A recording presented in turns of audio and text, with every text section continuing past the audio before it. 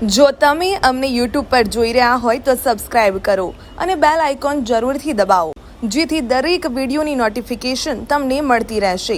આ સાથે સમાચારના સતત અપડેટ માટે સોશિયલ મીડિયામાં અમારા ફેસબુક, ઇન્સ્ટાગ્રામ, એક્સ અને ડેલી હન્ટ પેજને ફોલો કરો અને અમારી સાથે જોડાઓ।